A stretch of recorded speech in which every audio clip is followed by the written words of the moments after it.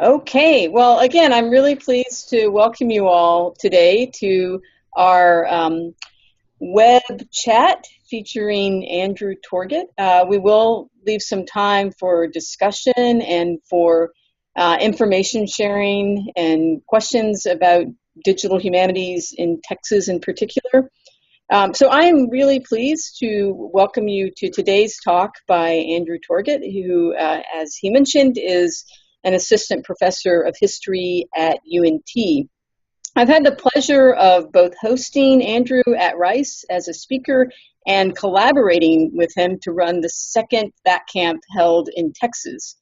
At Rice, Andrew gave one of the best talks I've ever seen on digital humanities, really engaging and exciting the audience by showing what's possible with digital methods. And as a fellow THAT camp head counselor, Andrew was the ideal collaborator, full of good ideas, laid back, supportive, and funny. So Andrew, as he told you, does work at the intersection of 19th century North American history and digital methods.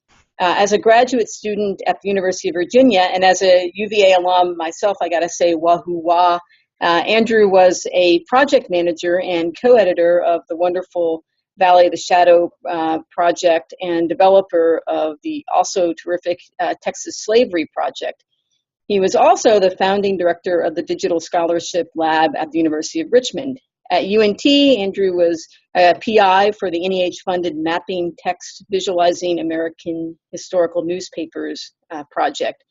His publications include Seeds of Empire, Cotton Slavery, and the Transformation of the Texas Borderlands, 1800 through 1850. So thanks a lot for speaking with us today, Andrew, and I'll let you take it away. There we go. All right, because everybody can hear me, right? Yep. All right, beautiful.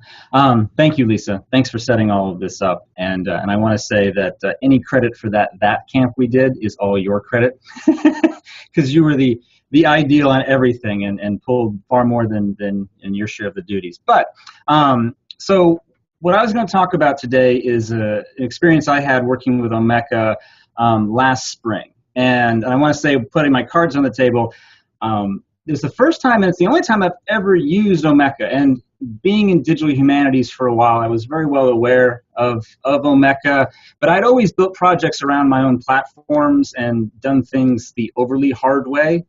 And so, this was a project that we did that I was excited about getting into, simply to get into Omeka and try it out and walk it through in an undergrad and graduate course. So I'm going to tell you a little bit about that and how we got into it and what came out of it, and then we can have kind of an open-ranging discussion about, whatever people want to talk about with this particular experience we had with Omeka. But I'm a historian, so I literally can't not tell a story. So I'm basically going to tell the story of how we came up with the idea for the class and then what happened during the class itself. So I'm going to try to share my desktop here and show you guys some stuff. All right, so let's see here. Where are we? All right, so the whole thing began because our library at UNT has an amazing digital archive and library system. And we have the portal to Texas history. We have, independent of that, a whole digital library effort that's going on. And so we've been building up this really amazing digitization program at UNT that has a lot of incredible stuff. And within the last year and a half, the library was approached by NBC5, which is the major networks in North Texas, and they came to UNT because they had this huge collection of archival footage from their news broadcasts going back to the 1950s. And they were the first television station in North Texas. And they had everything from the 1950s and 60s and 70s up through the present, and it was all sitting in the basement of their warehouse, and they didn't know what to do with almost any of it. And so they approached our library and asked if we would be interested in acquiring the collection and archiving it and making it available online.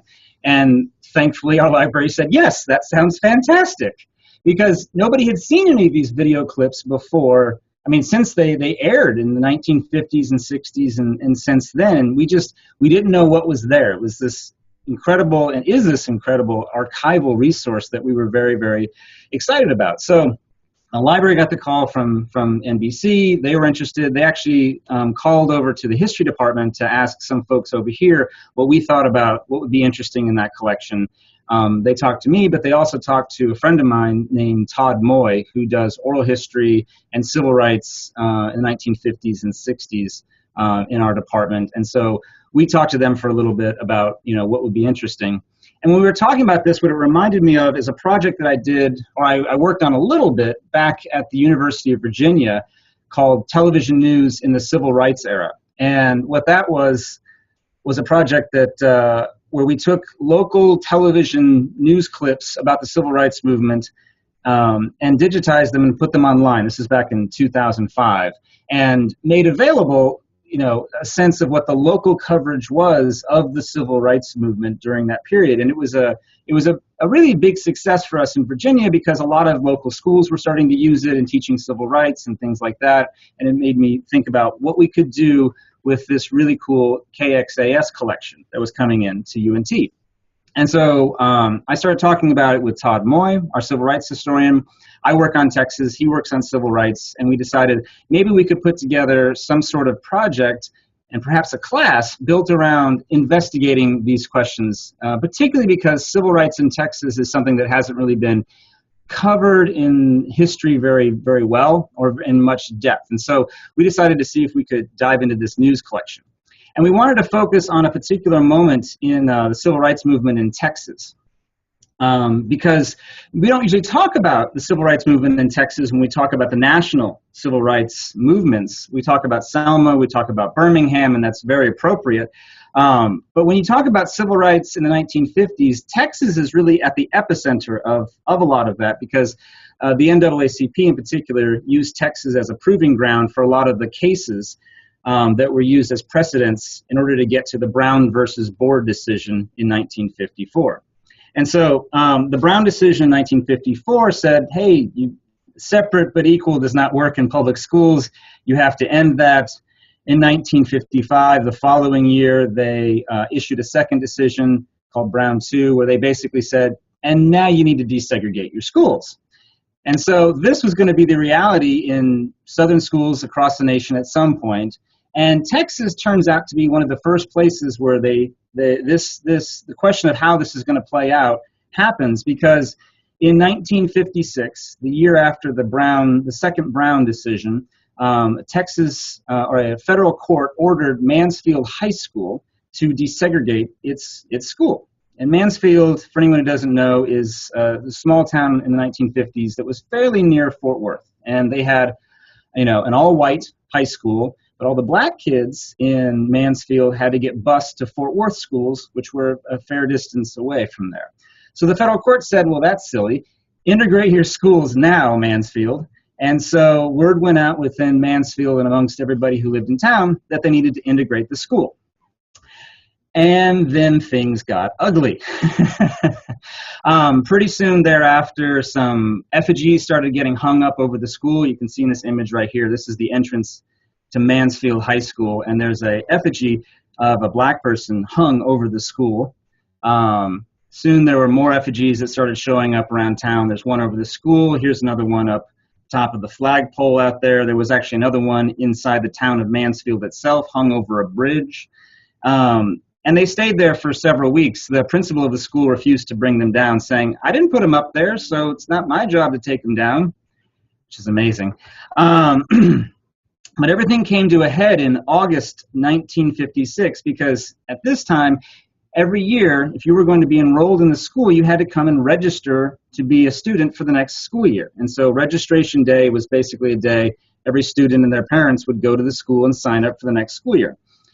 And so on the day of registration, the white families of Mansfield started showing up in cars that had terrible things scrawled across them.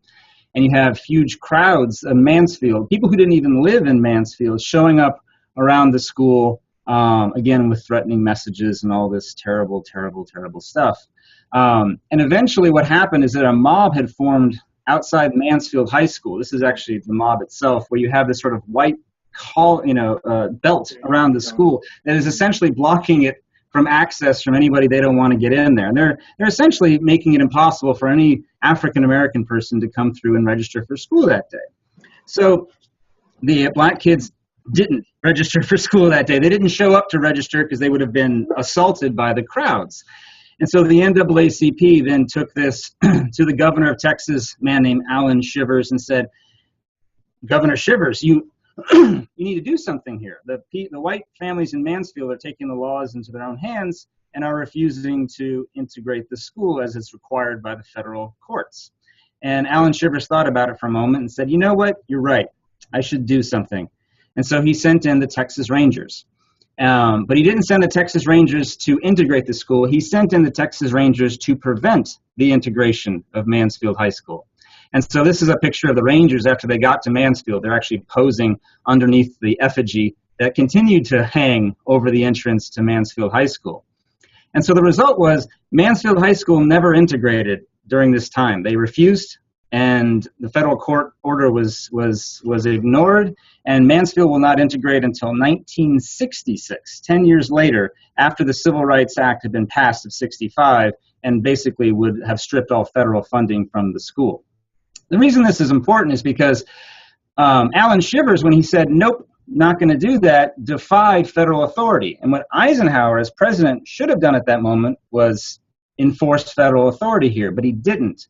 And that is what leads to 1957 at Little Rock, which is a much more famous incident, obviously. And the defiance that happens in Little Rock is building off of what happened the year before in Mansfield High School in Texas. So you really don't get to that seminal moment in 1957 with Little Rock and Central High if you don't have what happens in Mansfield before that.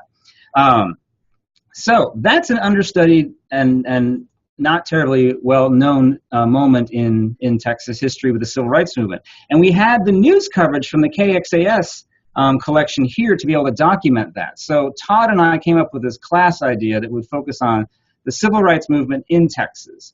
And the idea would be to investigate this using the library's wonderful news clippings, but also the newspaper collections, everything they have digitized in the portal of Texas history. And what we'd have our students do is create, this is the syllabus I'm showing you guys right now, an online museum was the idea, is to have the students go in and do a research project where they investigate Mansfield. And whatever they found about that, we would publish in an online museum. And so we were trying to, the idea for the class was to sort of replicate, the process by which a professional historian would go about, investigating, analyzing an episode, and then publishing that in some sort of form or fashion. So we knew we wanted to have the students build a museum that they would design, but we really didn't know quite what that would look like. We were going to have them do some very basic readings about the Civil Rights Movement in Texas, which there's not a lot of books on that yet, but it's a developing field. We'd have them do some basic sort of readings, but the heart of the class would be the research they would do for the project and building this online museum. And so half the class grade was built around doing research, original research, writing reports, writing material, and then putting that into what we called a final project, whatever that would end up looking like. And we also tried to be very clear at the outset. We actually say it right here. To be clear, we tell the students, you will almost certainly have to work harder and in different ways in this class than you are used to working, because we realized because it was a project-based class, it was going to be very different in form and format than the majority of our undergraduates and even our graduate students were used to. Now, when we started designing all this idea, we knew we were going to use Omeka. And the reason for that, as I said at the very beginning, is I've been wanting to use Omeka. And I wanted to use Omeka in a project we could experiment with some of these ideas and see how things would go. But we also wanted to use Omeka because one of our goals for the project and for the class was to show the students how they could do something like this and how they could publish their own work online using, off-the-shelf platforms like Omeka, and to make that something they could replicate. What we didn't want to do is what I've done with a lot of my own digital projects, which is build an interface that would be very hard for somebody else to build if they didn't have an NEH grant or, programming support within their library or digital scholarship center. We wanted something that they could grab, run with, and realize, I can do this again somewhere else. And so Omeka was, perfect for that. And we specifically wanted to use Omeka.net, where we didn't have to install it on a server. We didn't have to configure anything. They could just have their own account if they wanted to do something like this and build from there. And maybe they do more sophisticated stuff long term, but it was very purposeful to try to keep this as simple and accessible for the undergraduates and the graduate students themselves.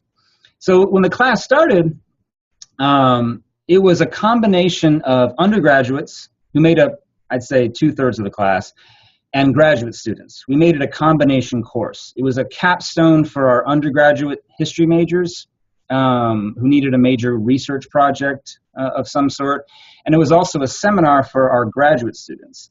And so the way that we organized the class is that we built everybody into teams. And we had a lot of debates in class about how we would organize our work. But basically, we came up with 3 major teams. We had one team that was investigating Mansfield itself, which was fun because we actually had 2 people in the class who are from Mansfield and lived in Mansfield, which is not very far away, and had connections in the local Mansfield community, which turned out to be very useful for the class because we did a lot of oral histories with people who were there in 1956. We built a really wonderful relationship with one of the major black churches in Mansfield, which had a lot of records in their basement from their experiences during this period. We also had a group that was focused on the state of Texas and the state of civil rights, NAACP, the governor's responses, everything that went on there, and we had a national team. And within each of these, we had, about 3 or 4 graduate students and, maybe 10 to 12 undergraduates. And it was a true collaboration with each of these teams. The graduate students were supposed to be and did serve very well as sort of the lead on these particular groups because they had, in many cases, actual research experience and had a little bit deeper sense, I think, of what they were getting into with this project. But the undergraduates stepped up, on every level with the projects as they were going into it. And so what we did is we divided them up in these groups, and then we launched them out to go do the research. And what we found was a challenge is that they wanted to focus at the very beginning on the digital aspects of how we would put this stuff online. When we started our original debates and discussions about what kind of museum would we create, the very first thing that the undergraduates, but also the graduate students wanted to do was design a really whiz-bang, exciting museum that would have a lot of moving parts and animated GIFs, essentially, from, the early 90s kind of stuff. They wanted to have a lot of whiz-bang factor. And so their idea of how do we design a museum was to get excited about the delivery of the material. And so what we had to do from the very outset was say, slow down. Focus instead on let's get the content right. Let's find out the stories that we're telling. Let's collect the materials that we need, and then we'll use the digital as a medium for that, as a delivery device for that. But that'll be a next step sort of thing. So we found ourselves in many ways having to pull back the reins at the very beginning and try to keep them focused on the history that they were doing and the research that was. And they did amazing research. When we turned them loose, they dove into the archives. The Mansfield team did amazing stuff in the local Mansfield community. But we had several students that went to Austin for multiple research trips to the state archives and the Center for the Briscoe Center at UT. But the national team, man, they went to Kansas to go to the Eisenhower Library. A couple of them went to Santa Fe to meet with somebody out there who had some stuff, which we didn't tell them to leave the stage or anything like that. They just thought it was an exciting opportunity, and they were all about it.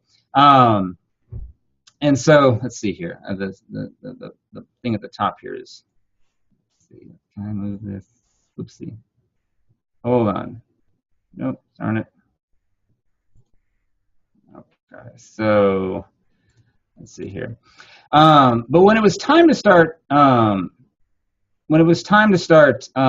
giving them to put stuff into the archive is after we'd collected, each team had collected as many different primary source materials as they could. And so we started orienting them in Omeka.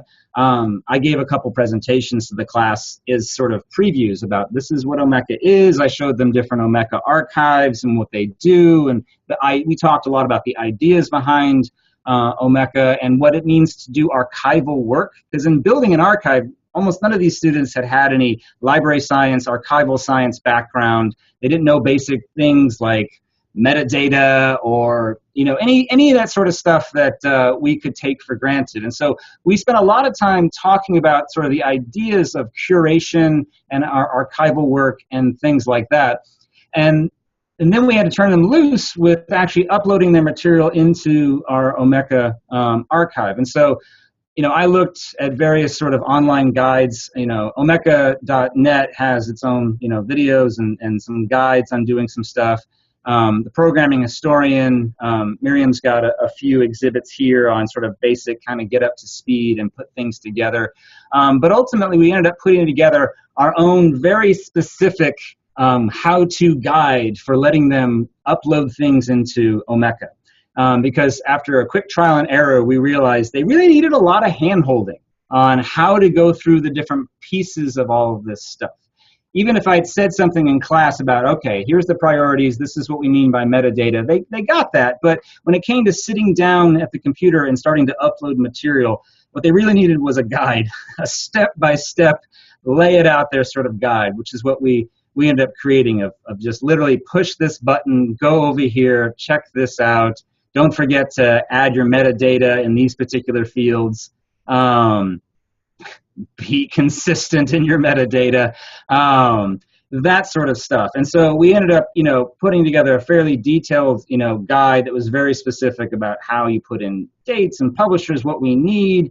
And what we did is we built out the students in their teams. They had to pick two people that would do the data upload. One person would do it, and the other person would check that person's work.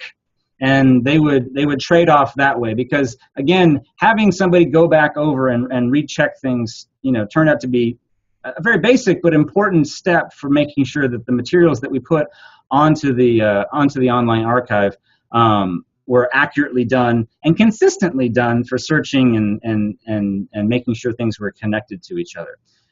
We set up sort of basic expectations we had for curation. 3 to 5 tags on every item that they put up there, how we wanted them to phrase their descriptions and things like that. Because we kept stressing to them the need for being uniform, at least as close as we can, increases the ability to put these items into conversations with each other, which they got better once we started putting stuff into the archive. And this is something that I learned to appreciate during the class, which is I knew what Omeka was. And I had explained to them what Omeka was, and they had seen examples of what Omeka was, but until they started making an Omeka archive, it didn't click in the same way. And so a lot of the things we talked about conceptually really just didn't quite hit home until they start making the archive itself. So here's the dashboard, the back end of our museum, and you can see we have 318 items that they had uploaded. And it was really interesting. Once they started doing that and we got into class, they started talking about like, oh, I understand now this, or this makes sense over here. And you could see that project-based learning has a real power to it that goes beyond some of the limitations of lecture. I love lecture. I teach the lecture style in all sorts of ways, but I continue to appreciate that there's just no way to learn DH work unless you're doing a DH project.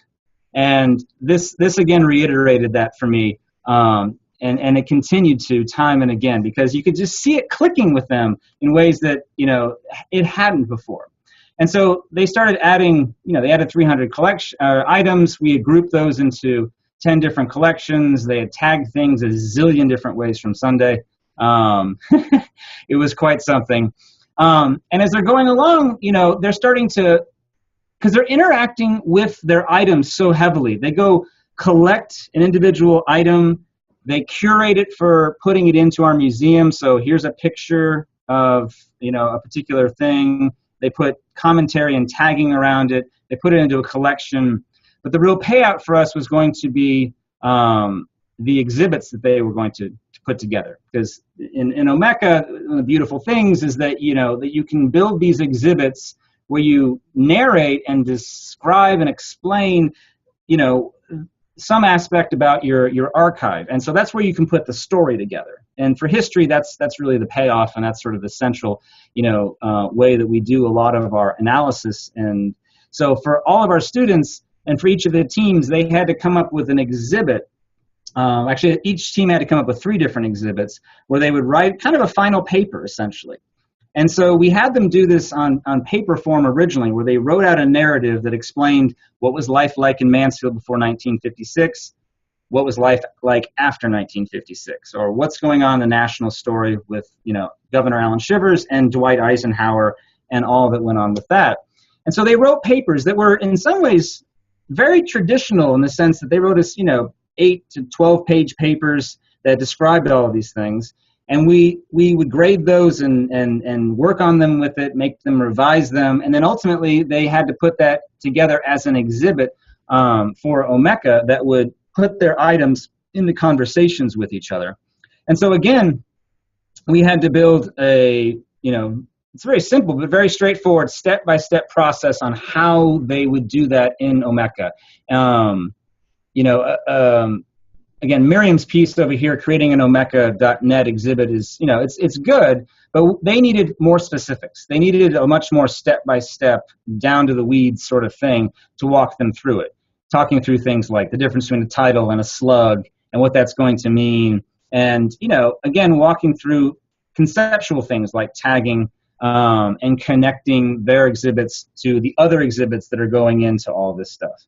And again, for each team, we had them nominate 2 people who would be responsible for inputting and uploading this material.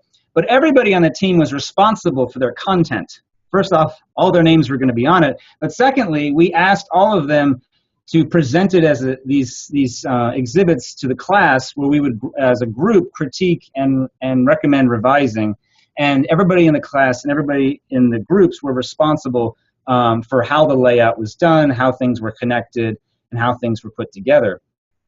And the end result was this online museum, The Crisis at Mansfield, which focused, on that 1956 episode. And it was much richer and deeper than Todd and I originally envisioned, because our original idea was to focus it entirely around the news clips from KXAS.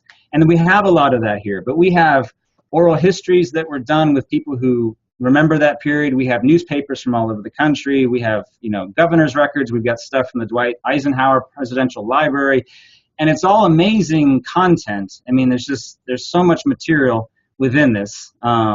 It's incredible stuff.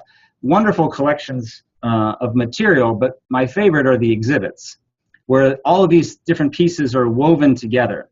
And when these things went on, you really saw a light go off in the students' eyes, because suddenly all this research that we've been doing over the course of a semester was going to go live and online, and people could see it. And that had a power to it that was absolutely remarkable, because they were so excited about showing people this. And so at the very end of the class, usually my classes are so tired by the end that, the final paper, the final exam is just something they got to get through. But for this, they were asking to have extra time and to have extra meetings with their groups to be able to stitch together not only their exhibits, but to hyperlink them and connect them with everybody else's exhibits, because we've been having all these conversations in class about how our exhibits fit together, and they wanted to make those connections explicit for anybody who would be able to use them online. So let me wrap this up. Lessons learned from doing this whole project. One, it worked. And that's no small thing, right? I've done enough digital projects and classes that had digital components where sometimes things didn't work, and that's fine. But, Omeka, it's been around for a long time now, but Omeka, and particularly Omeka.net, is very robust and worked very well for what we asked it for. It really did. I was impressed in particular how well the back-end interface worked for my students who had no previous experience or knowledge of how to use anything, like this. It is what it's supposed to be. It's incredibly user-friendly and very accessible for that, right? A potential downside was that you can see how simple our museum here is. There wasn't a lot of whiz-bang factor in terms of display and that sort of stuff. So some of my students were at first a little disappointed by that because they wanted more, active stuff. And sticking to Omeka.net really, constrained what we could do in the sense that we had not installed Omeka ourselves on the archive. We weren't tweaking it there and adding whatever plugins we felt would be possible. I mean, we've all seen some really, beautiful examples of how you can do more with Omeka than we even did. This is a great example that I just learned about recently called Going North. And it's about the Great Migration to, well, it says right there, Great Migration to Philadelphia. And it's an Omeka site it's built on oral histories with African Americans that were done in the 1980s about this Great Migration pattern. And it's built with Omeka, and it's got amazing, wonderful, visually rich material, like this particular map of mapping the migration. But they're using, in this particular case, history pin, which is convenient because you're going to be hearing about that at Rice later today at 4 o'clock. We didn't do this sort of stuff. We didn't get to go into some of this depth with material because we were sticking to Omeka.net and because we had purposely limited ourselves that way to make the stuff that we're using more stripped down and accessible for the students to build on themselves. But that had an upside too, which is it forced the students to continue to focus on the content that they were creating as opposed to the digital being its own end. They were focused very deeply on the research and then making sense of that and writing their analysis and using the digital as a medium for dissemination and letting people have access to it, and that was very exciting. But the conversations we had at the beginning of the class about, whiz-bang kind of stuff really had dissipated by the end. I took that as a very good thing because they were, again, focused on the real effort here is in doing good history and making it available. And Omeka is one way to do that. There's a lot of other ways that they could do it too, but it allowed them to see how accessible that could be. So I will stop there and go back to, hey, me. And I think we can just sort of throw it open to whatever you guys want to talk about. Awesome. Thank you so much, Andrew. That's a really terrific project and well presented as well. So I see we have a few questions already popping up in the chat, so I'll toss them over your way. One from Charlotte is your syllabus available anywhere on the Class Omeka site? And also, did you encounter any semi-nightmare scenarios like students inadvertently undoing each other's work in item metadata fields? And if so, how did you handle those situations, or did things just go smoothly? They went smoother than I thought they would. I was ready for catastrophes. That didn't turn out to be a big problem. The biggest challenge we actually had was with group work, you always have a couple of students who don't do their job. We found that to be less a problem because there was going to be a public aspect of this, and so the onus on actually doing something and doing it well seemed to register with them more because there was going to be a public online version of whatever they did. We also had all the students rate each other's work very regularly throughout the class, which tended to work well. But the biggest challenge, honestly, for this project was the fact that it was dealing with, after the 1920s. And so copyright was a much bigger issue for us. And so one of the things that I'm a 19th century historian. So all my people are so dead, nobody cares. It's just not a problem with copyright. But obviously, with such recent history, we had a lot bigger challenge with that. So with the oral histories we did, we got permissions for that. Todd Moy, this is what he does, so he was very adept, and he took the reins on that. But with the newspapers and some of the other things, we had to spend a lot more time doing permissions work than we expected. And myself, and particularly Todd, took that on because we didn't want the students working on administrative tasks for the most part. And so we didn't have a big problem with that in particular. As far as the syllabus is concerned, I don't think the syllabus is on the museum site, although that would be a good idea. I like that a lot. It's on, I think it's linked from like my personal website and probably from, I know it's linked from both Todd and my's websites at UNT, because we have these faculty profile things that have those up there. But if anybody would like to see the syllabus, just send me an email and I'll be happy to forward it your way. Great, thank you. So another question from Gretchen at UT Arlington. Did you assess student learning associated with these projects? If so, was this more effective than other pedagogical approaches? We didn't do it in any systematic sort of way, and that's on us, I guess. Mostly, Todd and I compared this to our experiences teaching upper-level undergraduate seminars and basic graduate seminars. And I can say that it's hard to measure learning outcomes, I guess, in this particular case, but we had some very detailed surveys of the student after the class saying, what did you learn? What did you find? What did you think? And I was really ready for them to hate us, because we had made them work, and all of them said this repeatedly, we made them work a lot more than they were used to, and demanded a lot more of their time than they were used to, and I was ready to be just eviscerated on the eval. So I was, not looking forward to reading them. But they came out, it was amazing. They came out both extremely positive and almost uniformly positive. The complaints that were in there were not about the structure of the class, but usually about like, hey, this one guy over here didn't work very hard in our particular project, which made me have to work harder.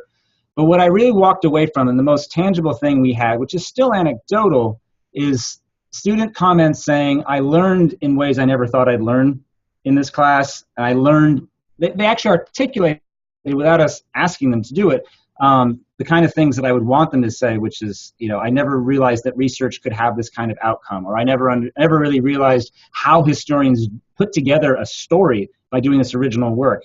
And I can only compare that to my other course evals, which don't tend to go into that kind of depth on those critical thinking questions. Wow, that sounds like some amazing feedback. I ran to my chair with those things. I was like, look at these! Heck yeah. Yeah, so another question, do you have a long-term plan to use Omeka? If so, how do you plan to curate the projects over time? Will you have a collection of collections? Those are great questions that I don't have good answers to. So putting a few more cards on the table, we put this together pretty fast. Because once we found out about the archive, we decided to move quickly and kind of put in a last-minute request to put a class together that we didn't think would get approved because it was an unusual class, combining an undergraduate and a graduate course and having two professors on a class of 30 people is very unusual for history. And so, when it got approved and was green-lighted, we're like, oh, time to do this. And so, we didn't think through, I think, the life cycle of the project the way that I normally do with a lot of the projects that I build, because that's just part of grant work these days. But I hadn't thought as carefully about how we make this long-term accessible. And so that's actually something we're talking about right now. What would be the next version of this, and how do we make that a sustainable thing? I will say this, one of the great things that came out of this project is we had at least 5 students that, I wouldn't say demanded, but very strongly requested that they be allowed to continue to work on the project. And so we've had multiple students doing directed studies where they are deepening a part of the project. And I was just talking to Todd about this, about an archival migration of this to something that we can make sustainable is definitely on the docket. But all right, yeah. So one more question. Did you need to get written permission from students to put their work online? Will the project be online forever? So did you have FERPA releases? Yes. We told everybody the first day of class, this is what we're doing. So if you're not comfortable with that, kind of like how you said about recording this whole talk, but we also had the students basically sign off that they were okay with their work and their names being attached to this. And I actually believe we had one student that didn't want their name attached, so it's not. But everybody else signed off essentially as do it. But that was something we were very cognizant of. Again, that as I was talking about a little earlier, permissions on all levels was a big part of this because of FERPA, it's different than just Todd and myself collaborating together as faculty at the university. So those are all great questions. Do we have any more?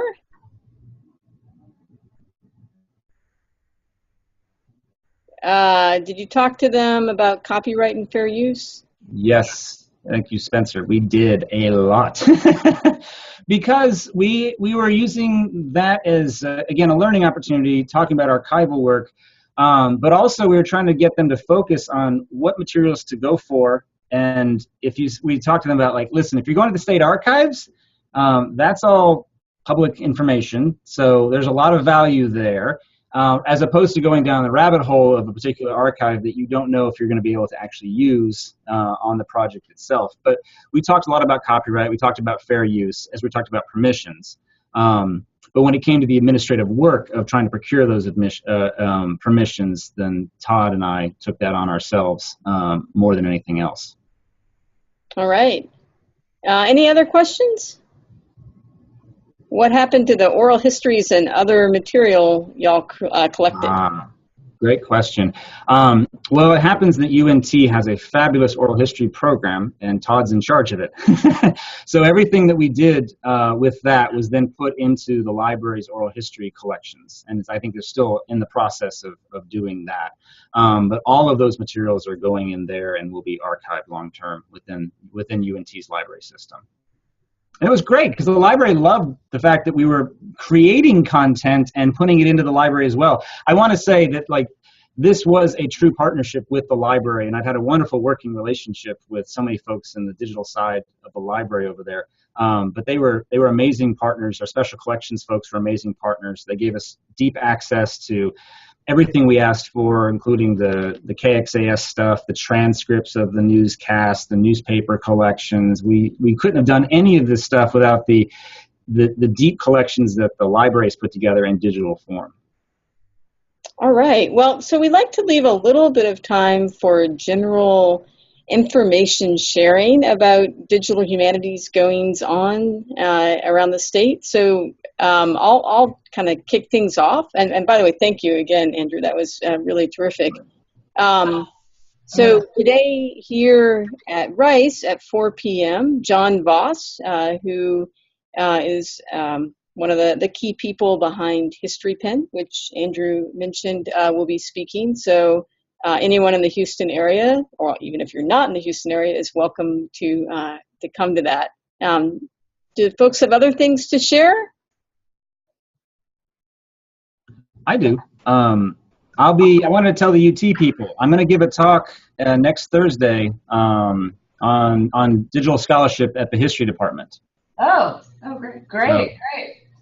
Yeah, that'll be 12:30, and I forget the room or the building, but anybody who wants to come, who's interested in digital stuff, spread the word. I don't know how widely the history department is going to spread the word beyond the history department. I haven't heard anything. I would love to. I've got a number of channels I can promote that through. If you could post to the TxDHC list or something, I could forward that around a lot.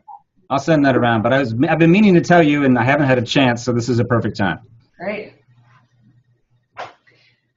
I have a couple of announcements. One, I'm following up on a date for mid-January or late January for another webinar on digital pedagogy with Adam Rabinowitz and Ben Brumfield, a local software developer, and they've been working with Ben's tool from the page to do some manuscript transcription in an undergraduate classroom setting. So we're just trying to nail down a date for that, but we'll announce that as soon as we can. And then also there's at that camp that's being planned, in case you hadn't heard about it, in January 5th and 6th here at UT Libraries, in conjunction sort of with MLA. It's the 2 days before MLA.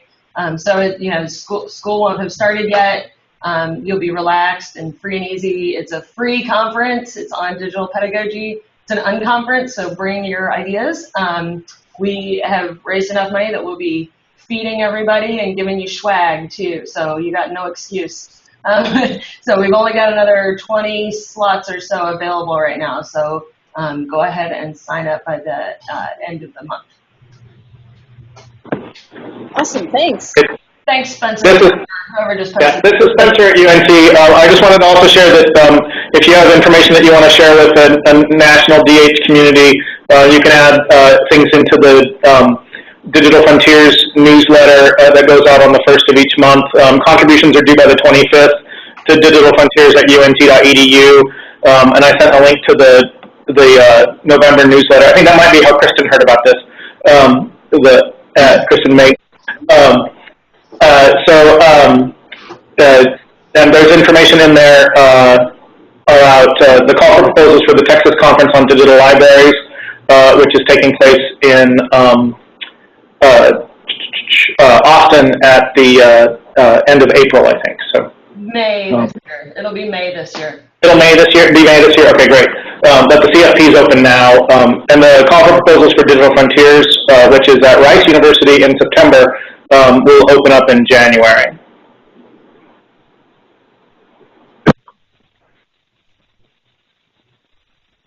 All right, and I should also say that the Texas Digital Humanities Consortium welcomes ideas, which you can send to me, or if you want to send them to the broader list, to the listserv.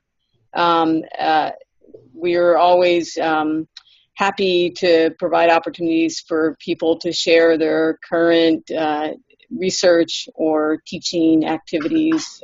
We want this to be a sort of organic community. We're also going to be bringing together the steering committee soon to begin to sort of plan more for the consortium, to figure out some governance approaches and other items for the future of the organization. So we welcome any input on those sorts of issues and questions. Other pieces of information to share or questions to pose in the last couple minutes? I have a suggestion. Can you hear me? Yep. Okay. Andrew, this was fascinating to learn about your class and your project. Here at SMU, we have a history course that's comparing two empires, one in India and one in Mexico in the 19th century, and they've been using photographs and images from our DeGolyer library. So we were able to arrange for the students to come view the photographs with the curator and also tour the digitization center where I work, which was helpful because we had people showing them how we create the metadata, how they can search the collections, how the items are digitized so they know the difference between a high resolution file and what size might be best to upload into they have an online class project using WordPress and they create a video. So that might be something you might want to just think about too, because I know all your colleagues at UNT are in the forefront of digitizing all this stuff, and maybe just a little background on that might help them formulate their project even better than they were able to. It sounds like it was very successful.